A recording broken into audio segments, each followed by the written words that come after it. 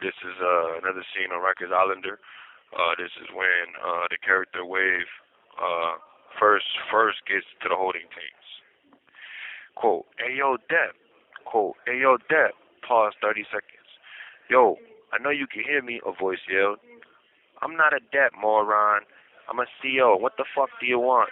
An Italian voice replied. Wade was in and out of his sleep until he noticed the voice that replied sounded like the Italian mob movies he was forced to watch in the foster home basement. It triggered flashbacks of the past, and all he could do was smile in frustration, realizing where he was at. Quote, "Yo, CO." The voice got more aggressive and louder. Then all you can hear is papers turning and keys jingling, ignoring the voice, until finally, quote, "What do you want?" He says. "You know what I want." He said, "What?" "Suck my dick." And a pall of sarcastic laughter came bursting out of every other nearby voice Wave could hear around him less than 2 feet away. Closing his eyes and pretending to be asleep on tissue, oh, closing his eyes and pretending to be asleep on a tissue roll as a pillow was not working. The reality is Wave knew exactly what a jail holding tank felt like. The question is, how did he allow himself to get in one again? Suddenly, all you could hear is doors open and keys coming from all directions. The CEOs must have been on lunch break during his arrival because now the intake office was flooded with officers. Wade refused to open his eyes, but all the noises got louder and louder. Bang, bang, bang, bang, bang. "Yo, CEO." Toilets flushing. Quote, "Yo, CEO. Hey, bitch, that ass fat. Get the fuck off me. Suck my dick. You mad and you broke. Make sure you put me on the floor with the max. Yo, CO, check my bill. Yo, CO, I need tissue. Yo, damn, Mom, I'm not gonna lie. Let me take you out. Yo, miss, I can't see your last name. I know you hear me talking to you." The voices were coming from all directions, and they were overwhelming. Wave could tell that most of the people that were talking were either behind glass or entering and exiting the area. The aggression in all the random statements came with banging on doors and windows. These inmates were being ignored, but they did not give a fuck. Wade was being tempted to get up from his depression and see what these females looked like, but he was too busy feeling sorry for himself. Quote, "Yo, CO, stop holding me so tight, son." Somebody starts walking in. "Yo, miss, I think I seen you before." Hold on. "Yo, CO, step. Oh, yo, CO, stop holding me so tight, son." Quote, "Yo, miss, I think I seen you before from Brooklyn." Quote, "Yo, what you jacking?" "Hey, CO, let me go back upstairs already." Bang, bang, bang. The aggressive voices seemed to never end, and Wave trying to force his sleep was mission impossible at this point. He didn't realize that this was the jungle and these dudes were acting like Neanderthals.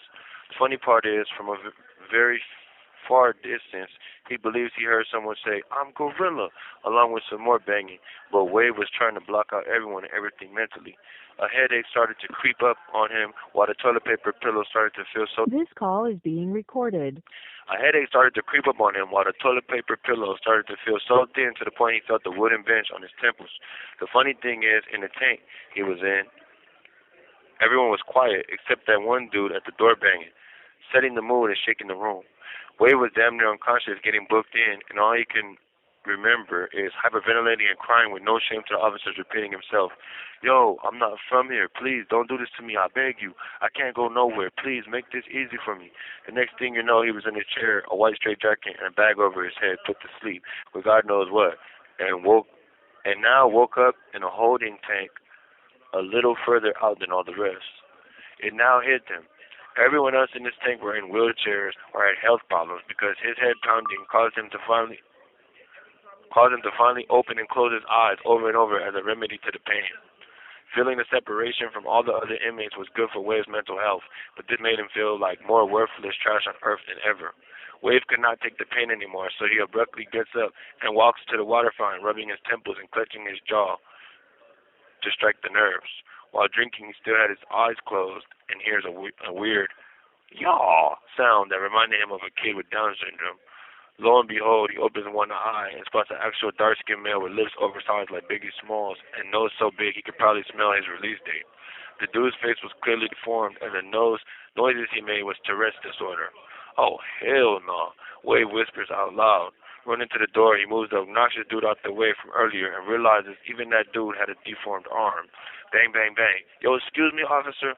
Bang, bang. "Excuse me, ma'am." "Sir." anybody. Wave realizes the door actually ain't easy to bang on either. Damn. How the fuck do these niggas make this shit sound so loud? He takes a deep breath. Bang, bang, bang. Even louder, damn near causing his wrist.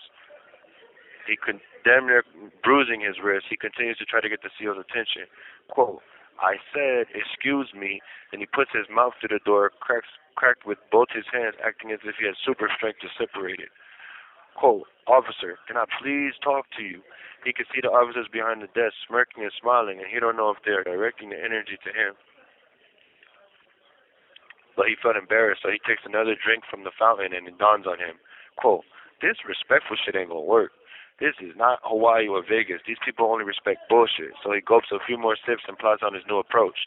He shakes off his headache and rushes back to the door and bangs on it harder than ever. Bang, bang, bang, bang, bang. This time he bangs through the bruises and the pain, realizing that he is getting used to it. Following the banging, he screams, yo, CO!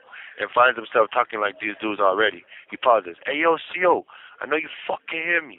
In the back of his mind, he is ashamed to pick up on a way of talking that is not him.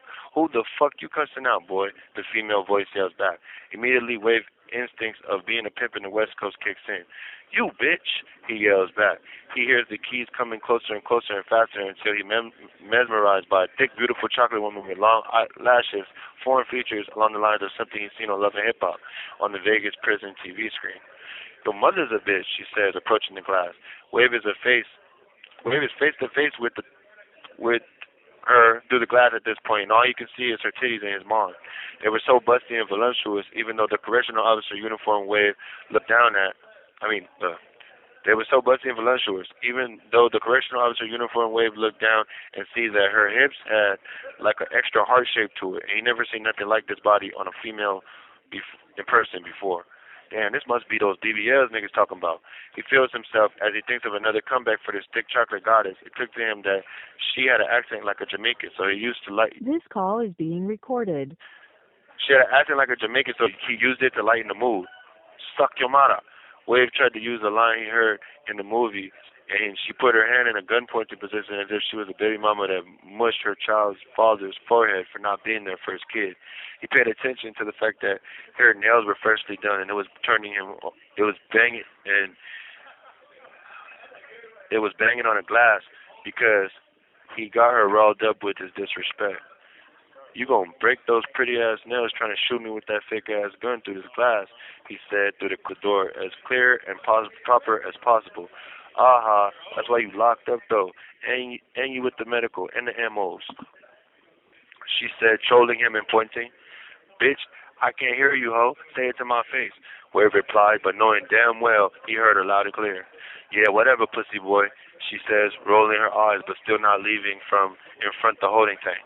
At this point, Wade was arguing with this female as if she was not an officer of law, and her reaction to his New York disrespect was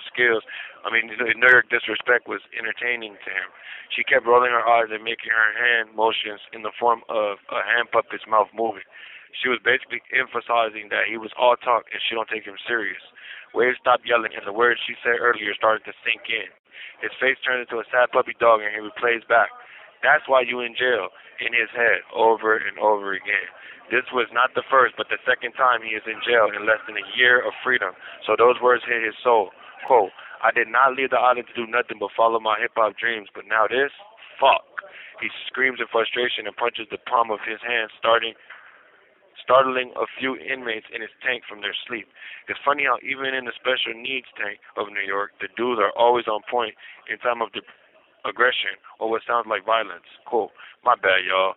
It's just my hand. Sorry, nobody is fighting. Wave explained himself.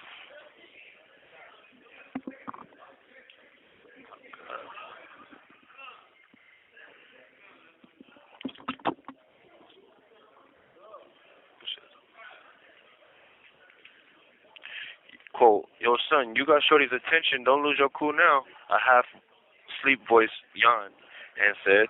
Wave could tell the voice who said that was the dude from earlier with the bad arm, so he looked at it like that dude gave him the torch to keep showing these COs who's in charge. Before Wave found out that he was in a special needs tank, he actually was taking notes in his head on how to operate in the jungle the whole time he was fake asleep. The push that this dude gave him was exactly what he needed to get what he wanted in this unfortunate situation. He walks back to the tank door with confidence and yells, quote, "Since you want to stand there and not see what I want, let me get your badge number and your last name, ma'am." She walks up directly to the tray slot of the door and uses the key to open it. Smash. "Yo, sir, I don't know what the fuck your problem is, but my name is McGregor, and I could gladly give you my badge number." The way she talked reminded Wave of Nicki Minaj, but he kept that excitement to himself. Quote, "Look, Miss McGregor, I don't know why I had to do all this to get some attention from you, but this ain't me." Wave cried out. "I'm all the way out here from Hawaii originally, and I'm trying to figure out why I'm in a special tank away from all the other inmates getting booked in." Quote, "Oh, now you want to talk like you got some sense, huh?" she said. "Look, whatever you did to get yourself classified as, quote, medical was on you. And just know, I could talk to my boss to get you around the corner, but trust me, you don't want to be over there anyways. Those little young gangbangers are literally crazy," she said with an attitude. "Look, man, I've been to prison before. I don't know what they're going to do with a gun case in New York, but I'm sure I'm going to have to go through whatever I got to go through with those dudes one day or another. Quote, just put me over there right now. The last thing I want to do is be special in jail. Quote, the way you called me out my name through the glass, you lucky you're not from out here, boy. I'm gonna page the warden and have her come talk to you." She slams the tray slot. Wade finally could see her backside as she walked away, and he wanted to cry out of frustration because Miss McGregor had the fattest ass he ever seen in real life. But Wade was in no position to have his way with her. Quote, "Yeah, that's the ass shots Nikki raps about," he tells himself, and then here comes another voice. "Yo, kid, get used to it. All these shorties out here got surgery done at the Dominican Republic." The voice laughed. Wade was too busy rubbing his crotch and licking his legs trying to get a photographic memory through the glass. He did not care to see who was putting him on game. The word, quote, republic reminded him of the Banana Republic, so another country was not what came to mind. That statement went over his head for now. The same words, quote, "I love you," wanted to flow out his mouth like when he was a kid and Brittany's big titty self walked away from him in front of the McDonald's. The reality was he loved curves on any woman, so when they walked away from him, he loved the chase even more. Oh, you hear me? Yeah. Alright, cool. You can end that one. I'm finna get my lunch.